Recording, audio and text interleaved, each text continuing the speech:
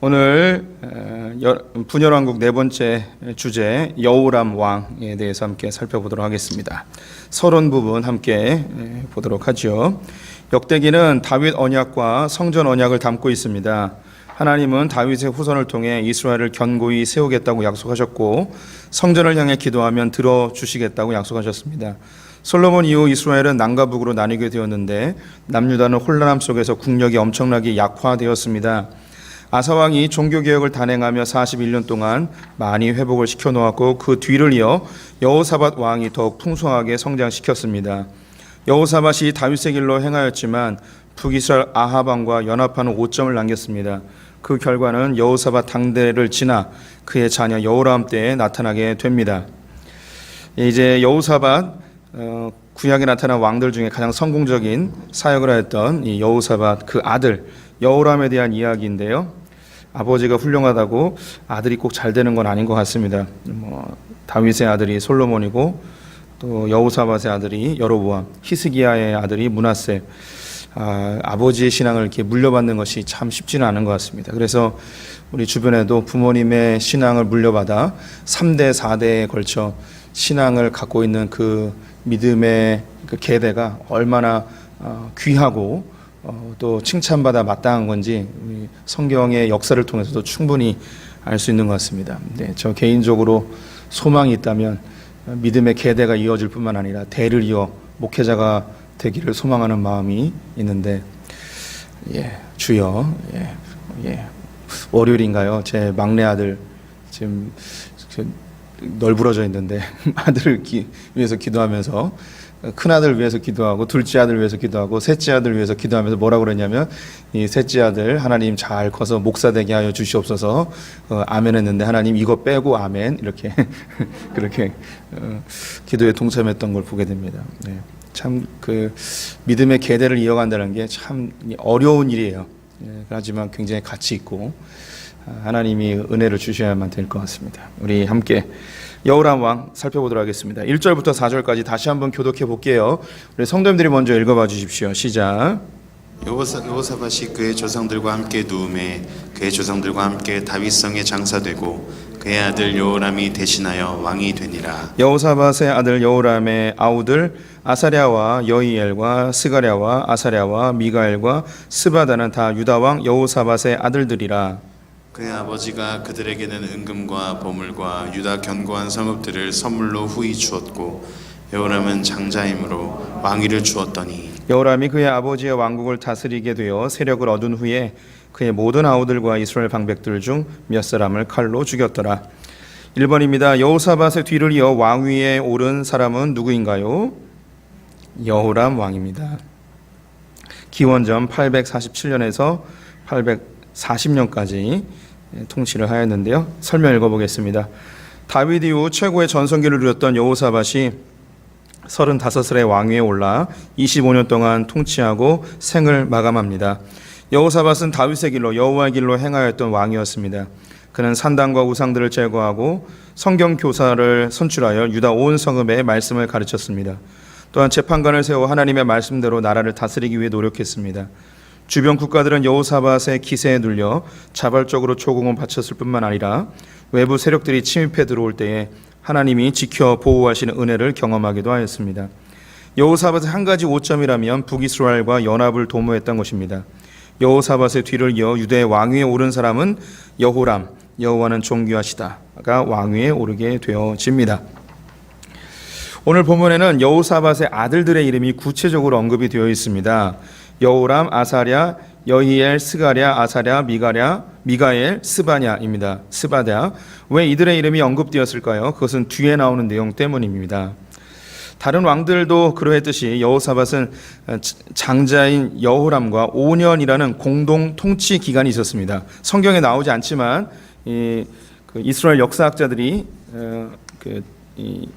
이것을 이제 연구해서 나온 결론이에요. 5년 동안 공동 통치 기간이 있었습니다. 다른 왕들도 거의 대부분 그의 아버지 왕들과 공동 통치 기간이 어느 정도 있었습니다.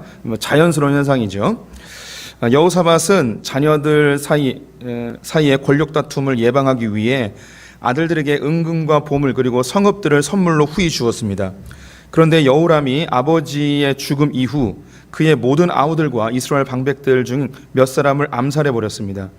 처음부터 분위기가 심상치 않죠. 여호람은 자신의 왕권을 튼튼히 하기 위해 아우들을 전부 죽이고 자신을 반대하는 지도자들, 방백들을 죽이는 끔찍한 일을 벌인 것입니다. 아버지는 매우 지혜롭게 후계 구도를 만들어 놨습니다. 여호람이 이를 그르친 것이죠. 왜 이런 일이 벌어졌을까요? 그 뒤에 그 원인이 정확히 나오기는 하는데 본문에서도 힌트를 주고 있습니다. 이 부분 조금 헷갈릴 수 있으신데요. 한번 볼게요. 2절에 보면 유다의 왕 여호사밧이라는 표현이 있습니다. 그런데 히브리 원문과 대부분의 영어 번역들은 이스라엘의 왕 여호사밧이라고 표기가 되어 있습니다. 이것을 번역하는 과정에서 오해를 예방하기 위해 유다의 왕으로 한글 번역에서는 일부러 유다의 왕이라고 바꿔놨습니다. 원래는 이스라엘의 왕이에요. 그 이유는 여호사밧이 북이스라엘과 통일을 지향하며 연합하였던 행적 때문입니다. 즉 여호사밧은 북이스라엘과 남유다를 하나의 이스라엘이라고 생각했던 것이죠. 4절에서 여호람이 자신을 반대하는 지휘관들을 숙청할 때에도 원래는 남유다 방백들 중 몇 사람을 죽였다 했는데 이스라엘 방백들 몇 사람을 죽였다고 이렇게 기록을 해놨습니다. 성경 기자는 굳이 이스라엘이라는 말을 사용하고 있는 것이죠. 그렇다면 왜 여호람은 이런 끔찍한 짓을 하였을까요? 바로 그 원인은 그의 아내 아달랴 때문이었습니다. 그녀는 북이스라엘 아합 왕과 시돈의 공주 이세벨의 딸입니다. 여호람은 뒤에 다윗의 묘실에 안치되지 못하는 남유다 최악의 왕으로 남게 되어집니다. 제가 이 여호사밧이 다 잘했는데 한 가지 잘못한 게 북이스라엘과 자꾸 연합한 것이라고 말씀드렸죠. 그런데 북이스라엘과 연합하려는 그 궁극적 이유가 통일 이스라엘을 다시 만들고자 하는 마음이 있었습니다. 그래서 아합의 딸과 자신의 아들이 결혼을 시켜서 그러면 이제 사돈지간이 되니까 자기의 아들 때에 자연스럽게 이 통일 이스라엘이 될 것이라는 그런 생각을 갖고 있었던 것이죠. 그래서 여호사밧의 머릿속에는 이스라엘이 남과 북으로 나누어진 게 아니라 그냥 하나의 이스라엘이라는 생각이 아주 강력하게 심겨져 있었던 것으로 보입니다. 그래서 여기 성경에 유다의 왕 여호사밧이라고 쓰지 아니하고 이스라엘의 왕 여호사밧이라고 썼다고 보여집니다. 그리고 남유다의 방백들 지도자들을 몇 죽였는데 성경 기자는 이스라엘의 방백들 몇을 죽였다고 기록을 하고 있죠. 지난번에도 언급을 하였듯이 우리가 믿음이 갖지 아니하는 사람과 멍에를 같이 맨다는 것이 얼마나 위험한 일인지, 혼합되는 것이 얼마나 위험한 일인지 우리 다시 한번 경각심을 갖게 되는 것 같습니다. 하나님은 이 순전한 믿음을 유지하는 것 굉장히 소중하게 생각하시죠. 우리 성도님들이 이 세상의 것들과 잘 하나님 은혜 안에서 사용하시되 우리의 순전한 믿음을 잃지 않으셨으면 좋겠습니다. 그래서 이 순전한 믿음, 순전한 복음을 지향한다고 해서 그래서 순복음이 나온 거예요. 그래서 순전한 믿음에 그런데 그런 말이 있어요. 순복음에는 순복음이 없고 평안교회는 평안이 없고 사랑교회는 사랑이 없고 이런 웃자고 했는데 괜히 했다는 생각이 드네요. 순복음에는 순복음이 있습니다. 우리 5절부터 7절까지 교독해 볼게요. 성도님들 먼저 읽어봐 주십시오. 시작. 여호람이 왕위에 오를 때의 나이가 32세라 예루살렘에서 8년 동안 다스리니라. 그가 이스라엘 왕들의 길로 행하여 아합의 집과 같이 되었으니 이는 아합의 딸이 그의 아내가 되었습니다. 그가 여호와 보시기에 악을 행하였으나 여호와께서 다윗의 집을 멸하기를 즐거워하지 아니하셨으면 이전에 다윗과 더불어 언약을 세우시고 또 다윗과 그의 자손에게 항상 등불을 주겠다고 말씀하셨음이더라. 2번입니다. 여호람의 아내는 누구의 딸인가요? 아합의 딸이었습니다. 모든 문제의 원인, 여호람은 남유다 최악의 왕으로 취급받습니다. 그가 통치한 횟수는 8년에 불과하지만 아버지 여호사밧이 일궈놓은 남유다의 영광을 한순간에 다 잃어버리게 되었습니다. 하나님의 말씀대로 나라를 세우는 것은 너무나 힘들고 오랜 시간이 걸리는 데 비해 나라를 무너지게 하는 것은 한순간입니다. 성경은 여호람의 악행의 근본적 원인이 아합의 딸을 아내로 맞이하였기 때문이라고 평가하고 있습니다. 이 여자로 인해 여호와께서 다윗의 집을 멸하실 정도의 위기가 찾아왔다고 평가합니다. 여호람의 죽음 이후 아달랴는 다윗의 가문을 완전히 제거하는 작업을 진행하기에 이르게 됩니다. 하나님께서는 다윗과 더불어 세우신 언약으로 인해 다윗 자손의 등불을 꺼지지 않게 보호해 주셨죠. 이게 이제 다음에 나오게 될 그 요아스 왕입니다. 하나님이 다윗의 등불을 보존하심은 다윗의 후손으로 오시는 예수 그리스도 때문입니다. 다윗과 맺은 언약으로 인해 다윗의 자손들을 공격하는 모든 악한 것들로부터 하나님의 보호하심을 받게 되는 것이죠. 이제 새로운 언약이 예수 그리스도의 피로 세워지게 되었습니다. 예수님을 영접하는 자들은 하나님의 자녀가 되는데 하나님은 예수님과 맺은 언약 때문에 우리를 보존해 주십니다. 이거 되게 중요합니다. 우리 성도님들, 제가 종종 우리가 우상으로 삼을 수 있는 위험 요소들이 몇 가지가 있어요. 신실한 그리스도인임에도 불구하고 자칫 내가 하나님보다 더 의지하게 되는 것들이 있습니다. 가장 쉬운 것이 교회입니다. 교회가 하나님보다 더 높아질 수가 있습니다. 그리고 특정 목회자가 하나님보다 더 높아질 수 있습니다. 그리고 정말 무서운 게 나의 믿음입니다. 내가 지금까지 이렇게 믿음 생활을 해왔기 때문에, 내가 이렇게 믿음이 좋기 때문에 하나님이 나를 버리지 않으실 거야. 내가 이렇게 믿음이 좋기 때문에 하나님이 복 주실 거야. 내가 이렇게 믿음이 좋기 때문에 하나님 나를 그냥 이렇게 내버려 두지 않으실 거야 라는 생각을 하는 분들이 많이 있어요. 나의 믿음이 나의 공로가 되고, 내 믿음이 내 의가 되고, 내 믿음이 하나님이 내게 복 주시는 근거가 되는, 이게 내 신앙이 내 우상이 될 때가 있습니다. 네, 굉장히 무서운 겁니다. 주님이 우리에게 복을 주신다. 주님이 우리를 보호하시고 우리의 삶을 책임지시는 이유는 어디에 있냐면 하나님의 언약이 있습니다. 예수 그리스도와 맺으신 피의 언약 때문에 나를 보호하시는 것이지, 내가 믿음 생활을 지금까지 잘 해왔기 때문에 주님이 그 행적을 보고 나에게 복 주시는 게 결코 아니에요. 나를 보호하시거나 나를 인도하시는 그 이유는 하나님이 예수 그리스도와 맺었던 그 언약, 내가 그 예수 그리스도를 영접함으로 인해서 내가 하나님의 언약 백성이 된 것, 그것이 제일 중요한 겁니다. 그래서 너희가 그 은혜로 인하여 믿음으로 말미암아 구원을 얻었나니 이것은 너에게서 난 것이 아니고 하나님의 선물이다 라고 하는 거예요. 그래서 우리가 끝까지 고백해야 될 게 뭐냐면 나의 믿음마저도 하나님이 허락하지 아니하시면 주어지지 않는 거예요. 이 믿음도 하나님 주신 거죠. 예.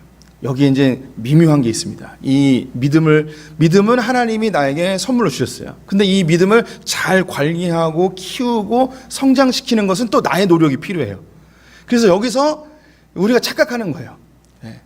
내가 열심히 했고 수고했고 기도하고 예배하고 말씀 받기 때문에 이 믿음이 내 거라고 착각하는 거죠.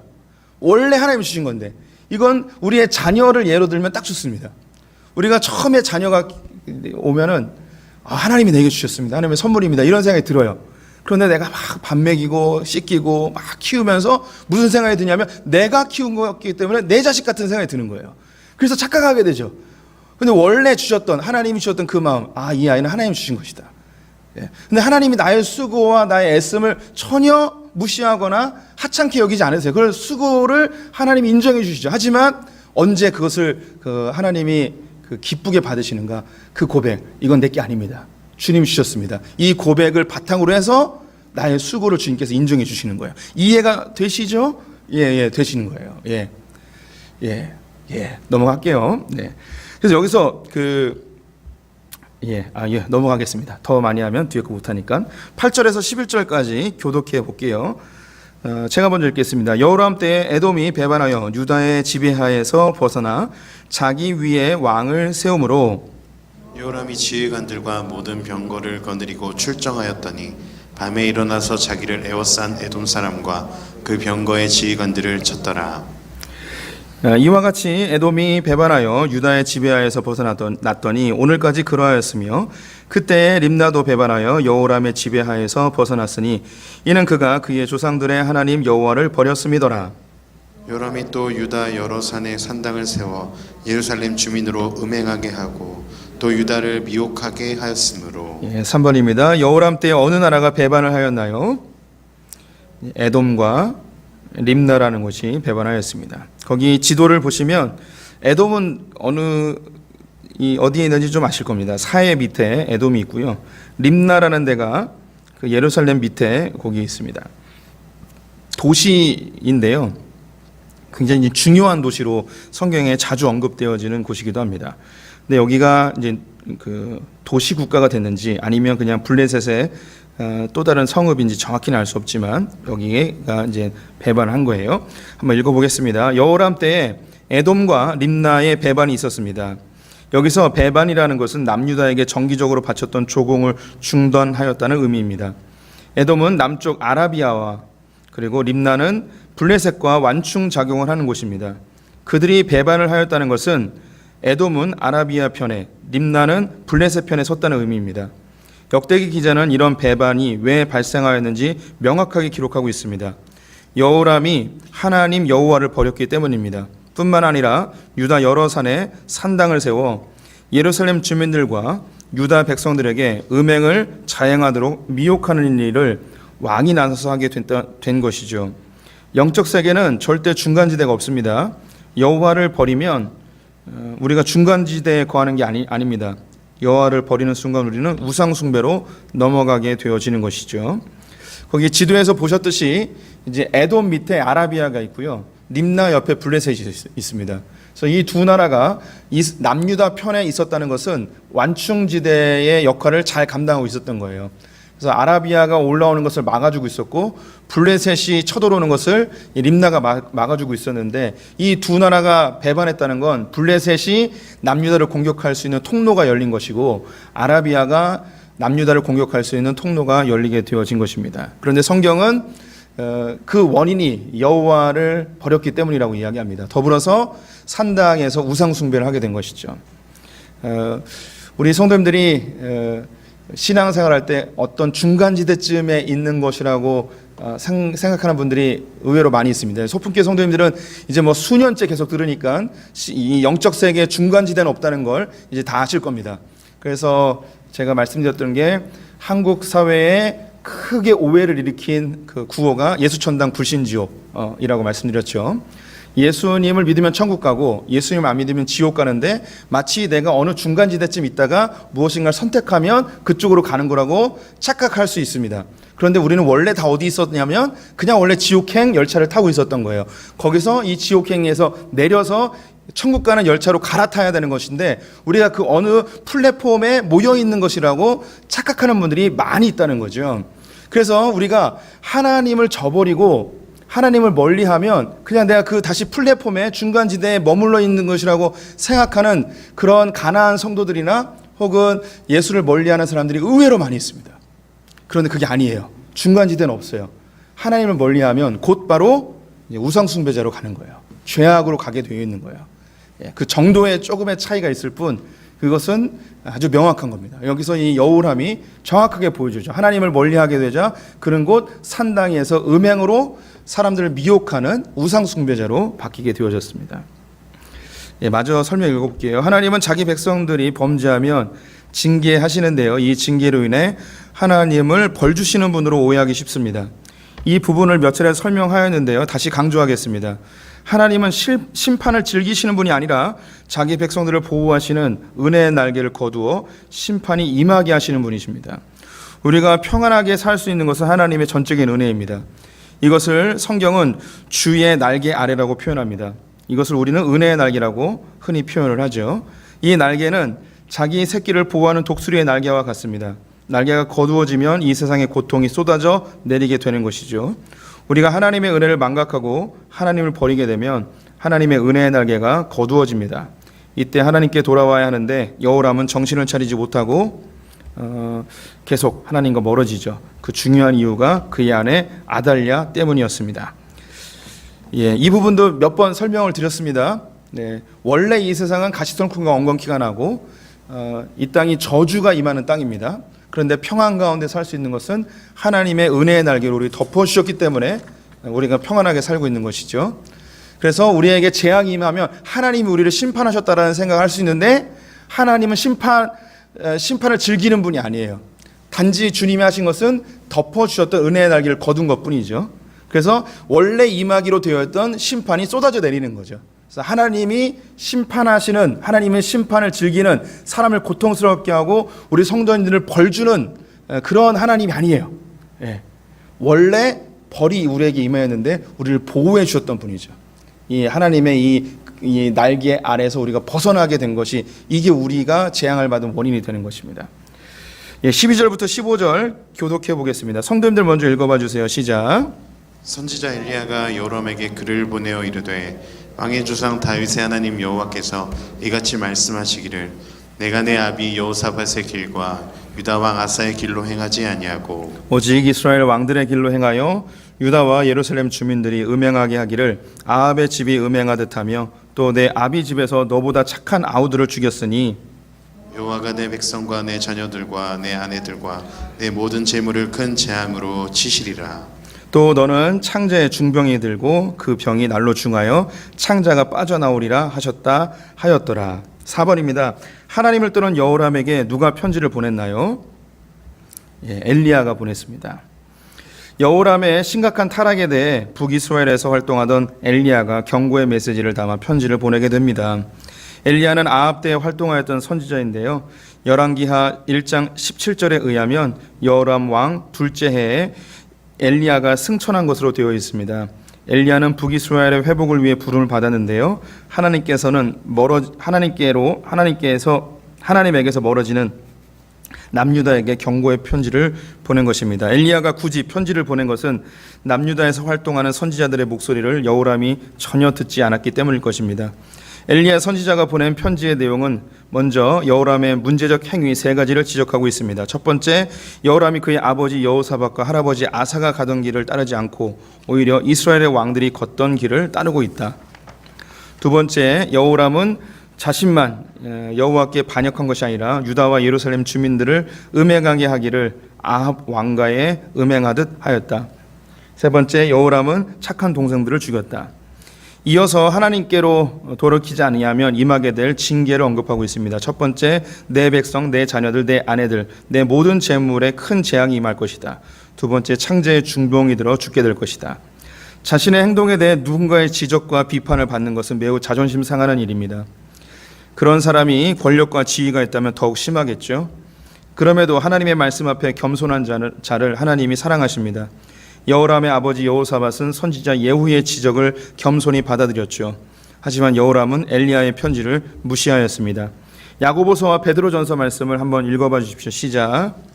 그러나 더욱 큰 은혜를 주시나니 그러므로 일렀으되 하나님이 교만한 자를 물리치시고 겸손한 자에게 은혜를 주신다 하였느니라.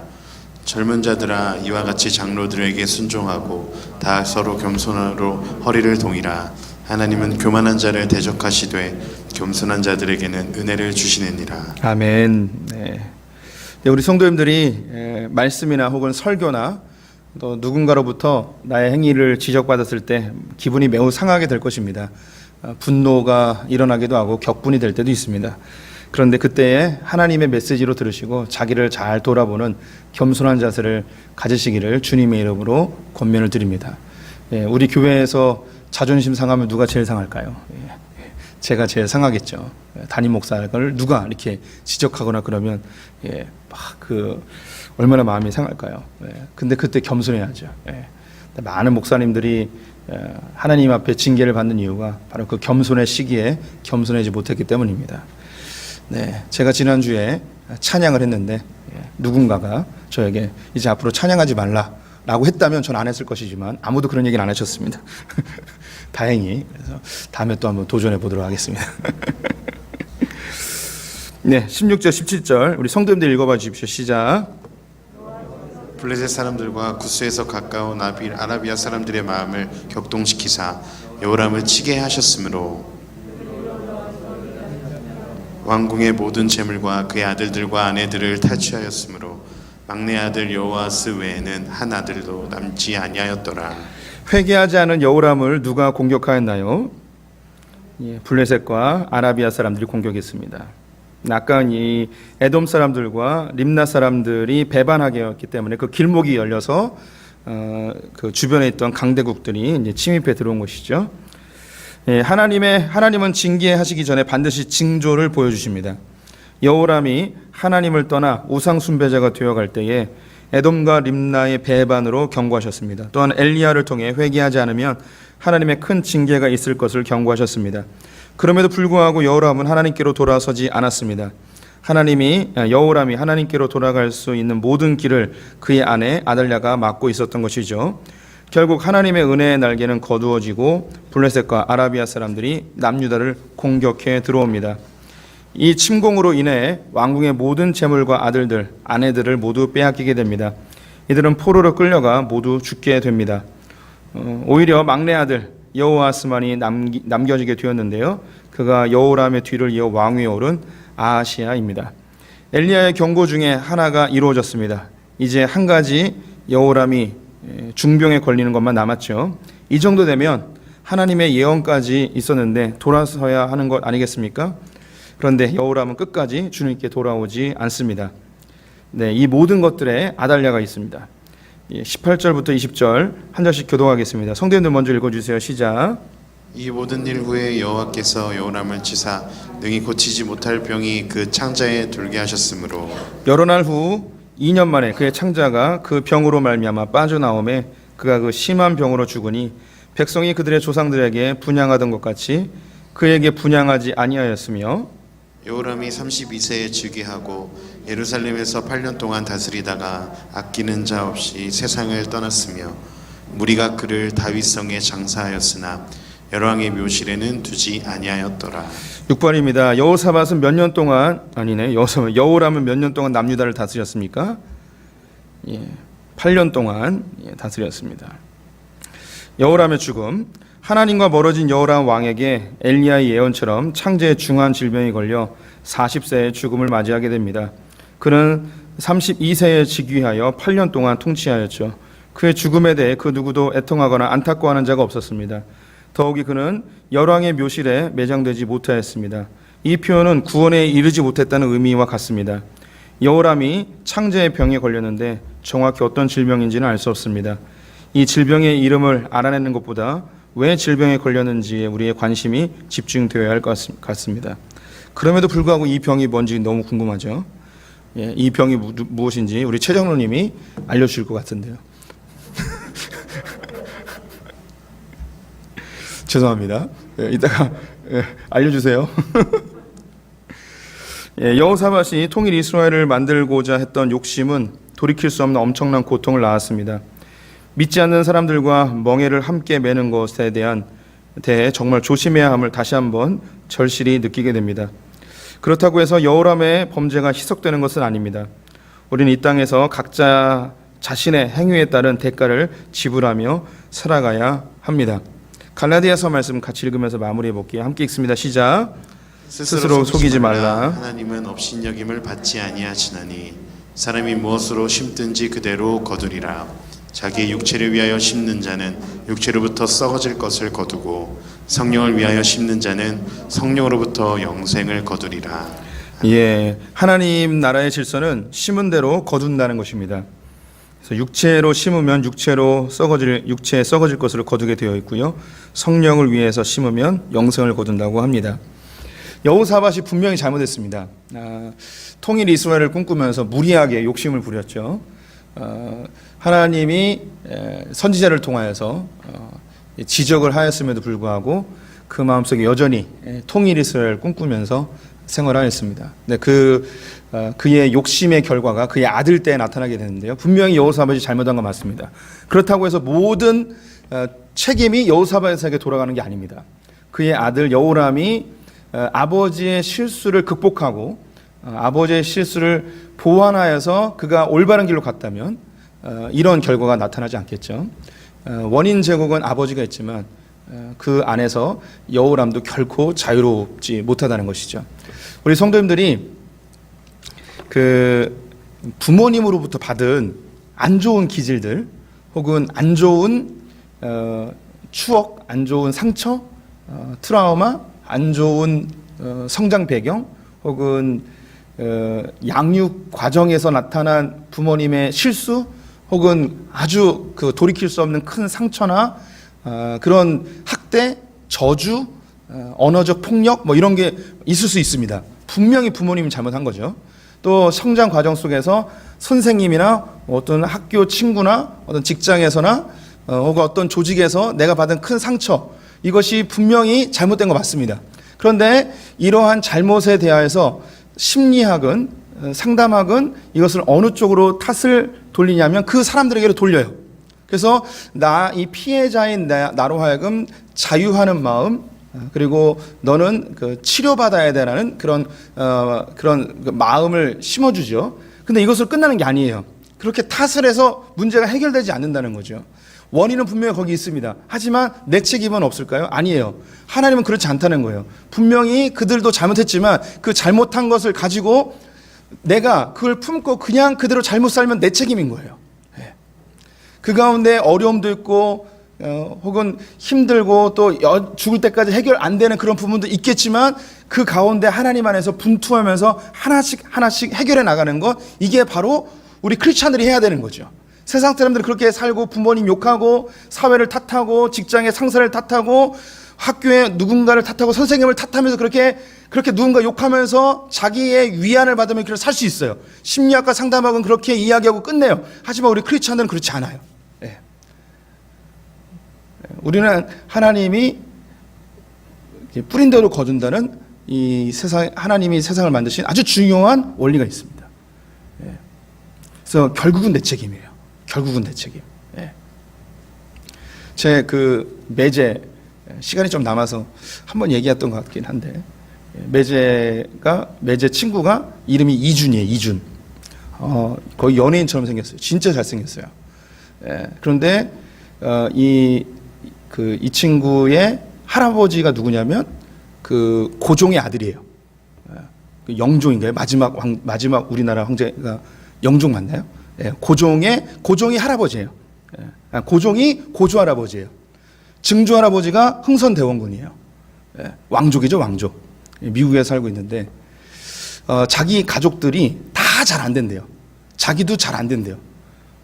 그러면서 저에게 물어보기를, 그때 전도사였는데 우리 집안이 이렇게 잘 안 되는 게 우리 증조 할아버지가 흥선대원군으로서 쇄국 정책하면서 예수 믿는 사람들을 너무 많이 죽여가지고 그 저주가 이 집안에 나에게까지 이렇게 오는 것 같다고 이렇게 얘기를 했어요.